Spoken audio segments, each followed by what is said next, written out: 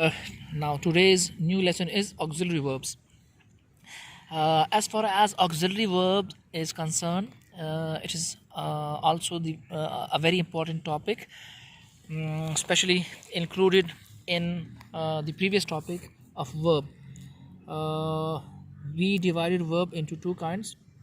Primary verbs are the auxiliary verbs. Primary verbs were, if you go back, lexical verbs and auxiliary verbs. If we go back to the topic verb, so we distributed verb into two kinds. Number one is lexical, the other one is auxiliary, and then auxiliary can also be divided into primary and modal auxiliaries. So here we are going to discuss this new topic of today, that is called as auxiliary verb. What is auxiliary verb? Come to the definition first. A verb that is used with a main verb to help express the main verb's tense, mood or voice is called as an auxiliary or helping verb.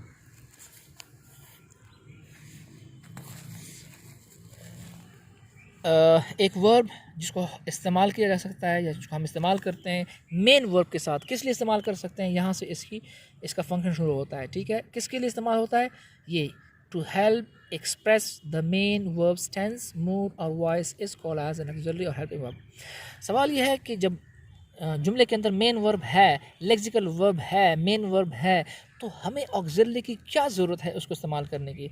As far as लोग देखो, this word is concern auxiliary या helping verb भी इसको हम कहते हैं.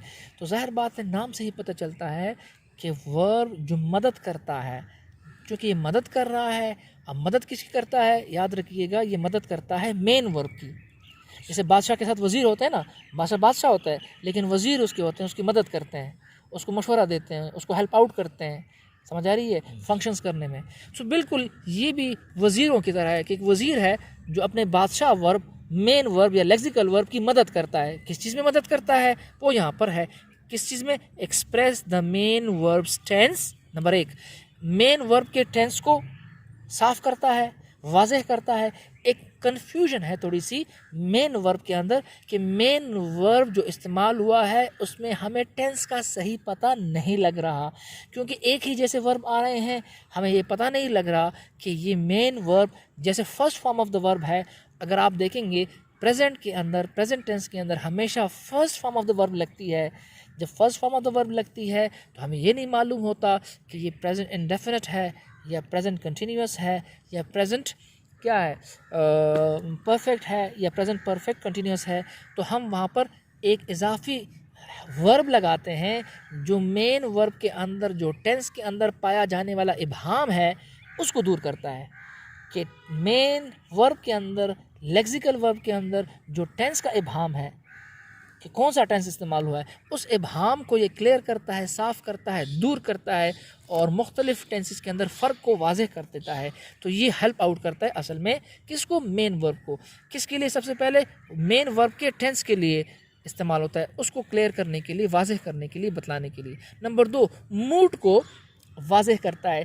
किसी भी सेंटेंस का मूड क्या है हमें नहीं पता चल रहा, लेकिन ये जो ऑक्सिलरी आता है इसको हम लेके आते हैं.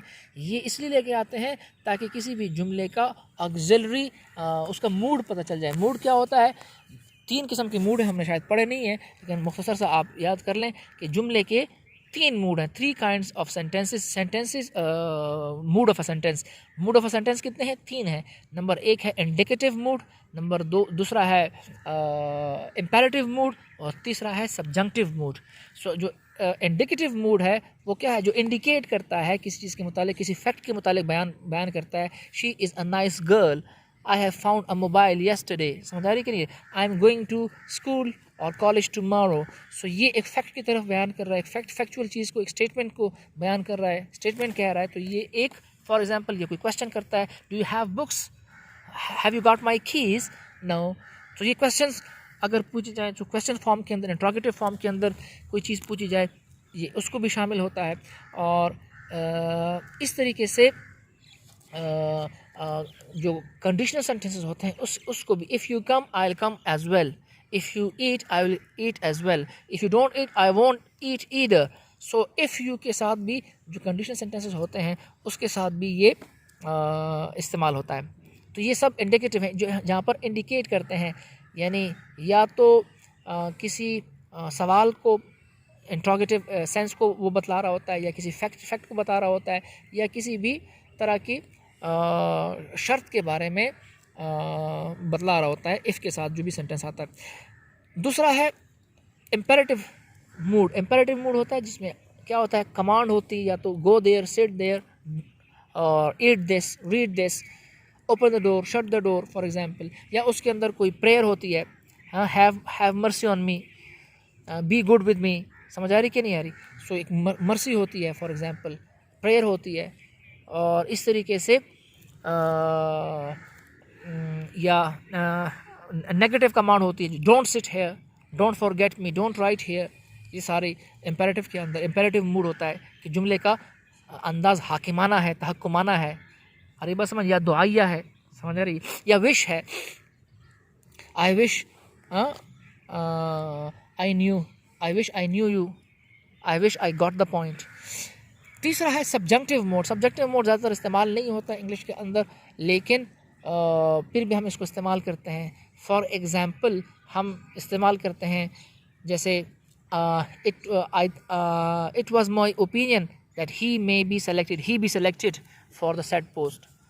I was of my opinion that I be the chairman, I be the chairman, I would be the chairman होना चाहिए, लेकिन हम फ़ौरन बी लगा देते हैं, I be the chairman, I think he be the right choice, I think he be the right choice। हम B is लगाना चाहिए, हम बी को लगा देते हैं, ऑक्सिलरी यहाँ पे लगा देते हैं। तो ये एक मूड होता है कि हम अपनी विश का इजहार कर रहे हैं, I wish I were you, I wish I knew you, काश में आप होता आगे। हालांकि ये सेंस नहीं है, आप नहीं है, आप और मुझ में फ़र्क है, लेकिन क्या करते हैं, एक विश का इजहार है जो कि हकीकत में हो नहीं सकता। I wish I were you, काश में आपकी जगह होता, कि मैं काश में आप जैसा होता। I wish I were president, I wish I knew you, काश मैं आपको पहले पहचान लेता। हालांकि पहचाना नहीं है, तो फैक्चुअल चीज़ें नहीं होती, अनफैक्चुअल चीज़ें होती हैं, उसके साथ इस्तेमाल बार कैफ इसका कम है। तो ये तीन किस्म के मूड होते हैं जो जुमले के मूड को, जुमले की कैफियत को बयान कर रहे होते हैं। और वॉइस, या जुमले का वॉइस जो होता है, आपने पढ़े नहीं लेकिन पढ़ेंगे, एक्टिव वॉइस, पैसिव वॉइस। जुमला या एक्टिव के अंदर होता है या पैसिव के अंदर होता है। तो जो वर्ब है वो एक्टिव है, या वर्ब जो है वो इनएक्टिव है या पैसिव है। समझ आ रही इन अदर सेंस? तो वर्ब पैसिव है या वर्ब एक्टिव है, तो जुमले से हमें पता चलता है। जैसे गो देयर, हाँ, या let it be done, let it be done. Aslam killed Akram, active है, असलम ने अकरम को कत्ल किया, अकरम वॉज किल्ड बाय असलम, या अकरम वॉज किल्ड, ये पैसिव है। तो जुमला एक्टिव है या पैसिव है, ये उसका ये देखो वॉज आया है ना इसमें ना, ऑक्सिलरी है, Aslam was killed. So Aslam killed Akram, लेकिन अकरम वॉज किल्ड बाय, तो वॉज लगाया और पैसिव बन गया। अगर वॉज नहीं लगाते तो हमें नहीं पता चल रहा था कि पैसिव कैसे बनाते हैं। अगर असलम वॉज किल्ड, समझ आ रही कि नहीं यार, और इधर है असलम किल्ड, तो असलम किल्ड, अकरम किल्ड, दोनों एक ही जुमले थे, लेकिन हमने वॉज लगा दिया तो एक को फ़र्क कर दिया, एक एक्टिव में एक पैसिव में चला गया। अकरम किल्ड, समझ आ रही है, और यहाँ पर अकरम किल्ड क्या, अकरम किल्ड असलम, और आपने यहाँ पे लगाया दूसरे जुमले में असलम किल्ड अकरम, तो फ़र्क नहीं हो रहा था। एक में है असलम किल्ड अकरम, दूसरे में अकरम किल्ड असलम, लिहाजा हमने वॉज लगा दिया, ऑक्सिलरी लगा दिया ताकि पैसिव बन जाए, असलम वॉज किल्ड बाय अकरम। समझ आ रही है, दोनों के अंदर फ़र्क हो, वरना तो दोनों के अंदर फ़र्क नहीं हो रहा था। तो लिहाजा वॉइसेस के अंदर फ़र्क के लिए कि एक्टिव पैसिव ना हो और पैसिव एक्टिव ना हो, एक्टिव एक्टिव रहे और पैसिव पैसिव रहे, लिहाजा पैसिव के लिए हम क्या करते हैं, ऑक्सिलरीज का इस्तेमाल करते हैं। हम जब पढ़ेंगे passive voice, active voice, passive voice, उसमें आपको बताऊंगा कि सिर्फ जो मेन डिफरेंस है वो सिर्फ और सिर्फ किस चीज़ का है, सिर्फ और सिर्फ ऑक्सिलरीज का है, और हम वहाँ पर सिर्फ ऑक्सिलरीज याद करेंगे और कुछ नहीं, बाकी इंशाल्लाह वो टेंसेस आसान हो जाएंगे, क्लियर हो जाएंगे। आगे जाएँ, दूसरी डिफरेंशिएशन क्या है, a verb that adds functional और grammatical meaning to the clause in which it appears. हाँ, एक वर्ब जो क्या करता है, फंक्शनल या ग्रामेटिकल मीनिंग को ऐड कर देता है उस क्लास के अंदर जिसके अंदर ये ज़ाहिर हुआ है, नमूदार हुआ है। यानी मेन वर्ब तो वहाँ पे मौजूद है, लेकिन एक इजाफी मीनिंग प्रोवाइड करता है। बिल्कुल इजाफी मीनिंग किसके हम पढ़ चुके हैं, यानी या टेंस की मीनिंग बदल देता है, या मूड की मीनिंग बदल देता है, या वॉइस की मीनिंग बदल देता है। तो इजाफी मीनिंग है जो प्रोवाइड कर रहा है उस टेंस को। एस्पेक्ट जिसके अंदर क्या शामिल होता है, so as to express tense, aspect, modality. Voice and emphasis etcetera. ये छोड़ दें, आपके लिए पूरी लंबी इसकी तफसीर हो जाएगी, बस ये वाला याद करें तो ठीक है। In short, it accompanies the main verb in a class, helping it provide the main cementing content of the class. मुख्तसर ये कि ये पाया जाता है किसके साथ, मेन वर्ब के साथ आता है, उसके साथ अकम्पनी करता है, उसके साथ आता है एक क्लास के अंदर, किसको हेल्प करने के लिए, किस चीज़ की, उस मेन वर्ब को हेल्प करने के लिए। किन चीज़ों में, इन चीज़ों में, बस ये मुख्तसर सा याद रखें कि वर्ब टेंस या मूड या वॉइस को वो क्या करता है, हेल्प आउट करता है। अ सेंटेंस में sometimes contain a chain of 2 और मोर ऑक्सिलरी हेल्पिंग वर्ब। जी हाँ, एक हेल्पिंग वर्ब भी हो सकते हैं, 2 भी हो सकते हैं, 2 से ज़्यादा भी हो सकते हैं, ज़रूरी नहीं है कि सिर्फ एक हेल्पिंग वर्ब हो। ऑक्सिलरी वर्ब चार्ट इसको देखें, ये 3 किस्म के ऑक्सिलरी वर्ब्स हैं जिनके फॉर्म्स आपको मिले हैं। तो ये प्राइमरी ऑक्सिलरी है और ये मॉडल ऑक्सिलरी है। यहाँ पे मैं लिखना भूल गया हूँ कि प्राइमरी ऑक्सिलरी कौन सा है और मॉडल कौन सा है, लेकिन उसमें मैं बतला चुका हूँ। पेन होगा, चलें जी। Now look at the chart. There are 2 kinds of auxiliaries. Number 1 is primary auxiliary, the other is modal auxiliary. And primary auxiliary has 3 forms. First form is to do form, the second one is to have form, the third one is to be form. So you can see very easily forms of to do, these are the forms of to do, these are the forms of to have, and these are the forms of to be. Whereas these are all the modal auxiliary words called as modals as well as modal auxiliaries. सो आप इसको दोनों नाम दे सकते हैं, models भी कह सकते हैं, मॉडल ऑक्सिलरी भी कह सकते हैं। और ये प्राइमरी यानी बुनियादी जो ऑक्सिलरी होती हैं वो ये 3 किस्म की होती हैं। एक टू डू फॉर्म की हैं, अब देखो ये आया टू डू डज डिड, या टू हैव फॉर्म की हैं, ये हैव हैज़ हैड, या टू बी फॉर्म की हैं तो am is are was were be और बीइंग बिन। ये अब देखो ये क्या इस्तेमाल किस तरह होता है, used with the base form of the next verb in a sentence. ये इस्तेमाल है, इसका तरीका, ये फंक्शन बताया गया सारा का सारा, और ये इसकी एग्जांपल्स हैं टू डू फॉर्म की। डू है, डज है, डिड है, तीनों की तीनों ये इस्तेमाल होंगी base form of the next verb के साथ। इसके बाद नेक्स्ट वर्ब आएगा यहाँ पर नेक्स्ट वर्ब आएगा, समझ आ रही कि नहीं। और डू यू ईट, समझ आ रही है, या ही डज ईट, या does he eat, did he ईट, या ही डिड ईट, या ही डज ईट। सो इसके बाद फर्स्ट फॉर्म ऑफ द, या जिसको फर्स्ट फॉर्म भी कह सकते हैं, बेस फॉर्म भी कह सकते हैं, इस स्ट्रिंग के अंदर, इस जुमले के अंदर आगे इसके बाद आएगा फॉर्म, और वो first form of the verb होगा या base form of the verb होगा। ये इस्तेमाल होता है किसके लिए, used with past participle form of the next verb in string. ये पास्ट पार्टिसिपल फॉर्म के अंदर इस्तेमाल होता है, जैसे have read, have taken, have slept, sleep, slept, slept. तो स्लेप्ट यहाँ पर पास्ट पार्टिसिपल फॉर्म है। या रेड दूसरा जो रेड है ये पास्ट पार्टिसिपल है। टेकन, आई हैव टेकन, समझ आ रही है, I have slept, I have played, I have dreamt, I have told. So have, has और हैड, ये तीनों के बाद फॉर्म आएगा, लेकिन कौन सा फॉर्म आएगा, past participle form of the verb आएगा आगे जो आ रहा है। और जुमले के अंदर ये है यूज्ड विद द प्रेजेंट और past participle form of the verb.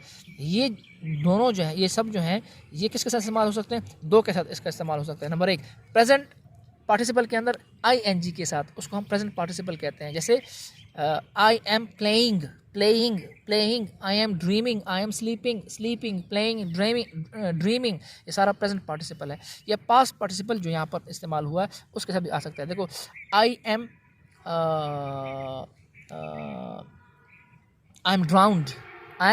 drowned, the school is closed, son, the college is closed, he is misunderstood,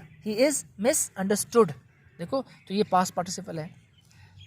he is beaten, समझ आ रही कि नहीं आ रही, beaten, so he is beaten, he is drowned, वो डूब गया है। सो ये सारे इनके साथ एम है, इज़ है, आर है, वॉज एवर है, ये हम बाद में पढ़ेंगे किसके साथ इस्तेमाल होता है तफसील के साथ, जब हम क्या करेंगे, active voice passive voice tenses करेंगे उसमें। ये किसके साथ इस्तेमाल होता है, ये तो क्या है, मॉडल्स हैं, मॉडल हम बाद में पढ़ेंगे, पहले ये हम फॉर्म पढ़ लेते हैं टू हैव की। Number 1 to have form. लोग the auxiliary have is used कहाँ इस्तेमाल होता है, 1 2 3 4, ये 4 इसकी एग्जांपल्स मैंने आपको बताई कि 4 तरीक़ों से ये हैव टू हैव फॉर्म इस्तेमाल होता है। इस तरीके से टू डू फॉर्म कहाँ इस्तेमाल होता है, 1 और 2 3, 3 तरीक़ों से या 3 जगहों में इस्तेमाल होता है। टू बी फॉर्म कहाँ इस्तेमाल होता है, 1 2 3 4, 4 तरीक़ों से ये इस्तेमाल होता है। ठीक है, now number 1 to have form. To have form कौन कौन से हैं, यहाँ पर हैव, हैज़ और हैड आता है उसको टू हैव फॉर्म कहता है। इसकी एग्जांपल्स हैं, the auxiliary have is used in the formation of the perfect tenses. ये ऑक्सिलरी हैव जो है ये फॉर्मेशन ऑफ परफेक्ट टेंसेस के अंदर इस्तेमाल होता है। देखो ही हैज़ वर्कड, हम इससे क्या बना सकते हैं, क्या बना सकते हैं, परफेक्ट टेंस बना सकते हैं। क्या बना सकते हैं, परफेक्ट टेंस। हैज़ आया और हैज़ के साथ देखो पास्ट पार्टिसिपल आया, हमने कहा था यहाँ पे पास्ट पार्टिसिपल आएगा, हैज़ के साथ क्या आएगा, पास्ट पार्टिसिपल है ना। सो एक वर्ब है वर्क, देखो ये वर्ब है, इसको छुपाओ, ये छुपाओ, ये क्या है, ही हैज़ वर्क है ना। So he has worked, past participle हमने लगाया, पास्ट पार्टिसिपल हमने लगाया, ही हैज़ वर्कड। सो ये बन गया परफेक्ट के अंदर चला गया। ही हैज़ बिन वर्किंग, तो ये भी क्या हो गया, है प्रेजेंट, प्रेजेंट परफेक्ट कंटिन्यूअस है, क्यों, उसके अंदर बिन आता है। और ये भी ऑक्सिलरी, ये भी ऑक्सिलरी है, समझ आ रही है। इसलिए तो हमने आपसे कहा ना कि हेल्प आउट करता है किसको, टेंसेस को। अगर ये न लगाएं, इधर देखें, समझ आ रही है, ये हैज़ ना लगाएं और बिन न लगाएं, ही वर्किंग, ही इज़ वर्किंग, हाँ प्रेजेंट कंटिन्यूस में है, लेकिन इस हटा दिया हमने, हैज़ बिन वर्किंग लगाया, दो परफेक्ट कंटिन्यूस, एक खाली प्रेजेंट कंटिन्यूस है और एक परफेक्ट कंटिन्यूस है, समझ आ रही कि नहीं आ रही। तो इसलिए देखो ये ऑक्सिलरीज जो हैं ये असल में टेंसेस को वाज़ेह करते हैं, टेंसेस को साफ करते हैं, बदलाते हैं।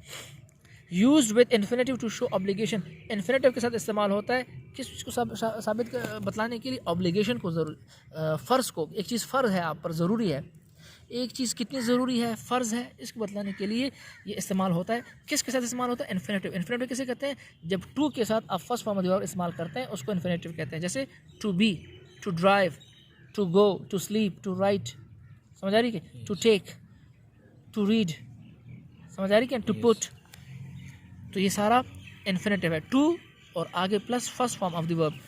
अब देखो I have to be here by 5 o'clock, so I have to be here by 5 o'clock, he has to drive the car himself. अब ये इस्तेमाल हुआ है हैव, लेकिन इसके साथ इस्तेमाल हुआ है, ठीक है, ये सारा कर लें। देखो ये असल में टू ड्राइव ये है, ये इन्फिनेटिव है, और हैज़ और ये इस्तेमाल हुआ है हैव फॉर्म है। I have to be here, I have to be here, I have to be there by 5 o'clock, he has to drive, I have to go, he has to go, I have to sleep, he has to sleep, to go, to be, समझ आ रही कि नहीं? ये सारा का सारा infinitive है, इसके भी इस्तेमाल होता है। और हैड जो इसका पास्ट पार्टिसिपल है, ये वाला फॉर्म कहाँ इस्तेमाल होता है, is used to express obligation in the past, माजी के अंदर ऑब्लिगेशन को बयान करता है। किसको इस्तेमाल करता है, माजी के अंदर। ये देखो प्रेजेंट के अंदर ऑब्लिगेशन को, समझे, काम करना ज़रूरी था, लेकिन कहाँ ज़रूरी था, प्रेजेंट में, पास में, प्रेजेंट में। उसके लिए क्या है, I have to be there, I have to do this, समझ रही, I have to write, I have to speak, I have to sleep, I have to go, I have to put in. और ये had passed के अंदर किसी obligation को बतलाने के लिए इस्तेमाल होता है। यानी he had to drive the car himself, उसे गाड़ी खुद चलाना चाहिए थी, उसे गाड़ी खुद चलाना चाहिए थी, हम तर्जुमा भी ऐसे करते हैं, मुझे जाना है, समझ आ रही कि नहीं, या उसे गाड़ी खुद चलाना थी, उसे गाड़ी खुद चलाना थी या चलाना चाहिए थी। इस तरह हम ऑब्लिगेशन को बताते हैं, फ़र्ज़ को बताते हैं। यानी क्यों उसने किसी और को दी, उसको चाहिए था वो खुद गाड़ी चलाता, समझ आ रही कि he had to drive the car himself, उसे चाहिए था कि गाड़ी खुद चलाता। नेगेटिव्स के अंदर, क्वेश्चंस के अंदर भी इस्तेमाल कर सकते हैं, have to, had to. For example do और डज और डिड के साथ, जैसे they don't have to go, does they have to go. तो देखो नेगेटिव और क्वेश्चन, नेगेटिव क्वेश्चन, उनको नहीं जाना चाहिए, they don't have to go, उनको नहीं जाना। Do they have to go, क्या उन्हें जाना है, क्या उन्हें जाना है। सो देखो ये क्वेश्चन के अंदर हैव टू और ये हैव टू दोनों आए, लेकिन किसके साथ, डोंट के साथ, और यहाँ पर क्वेश्चन के साथ। तो एक में नेगेटिव के साथ आते हैं और एक में क्वेश्चन के साथ आते हैं। हैव टू देखो इस्तेमाल हुआ है दोनों। He doesn't have to go, यहाँ पर डज के साथ इस्तेमाल हुआ है, और नेगेटिव डजंट हैव टू, और यहाँ पर डज हैव टू क्वेश्चन के साथ। So doesn't have to go, उसे नहीं जाना, does he have to go, क्या उसे जाना है। यहाँ डज हैव टू और यहाँ पर डजंट हैव टू इस्तेमाल हुआ है। तो क्वेश्चन के साथ भी और नेगेटिव के साथ भी इस्तेमाल हो सकते हैं। He didn't have to go, उसे नहीं जाना, या did he have to go, क्या उसे जाना है। ठीक, स्टॉप है सर।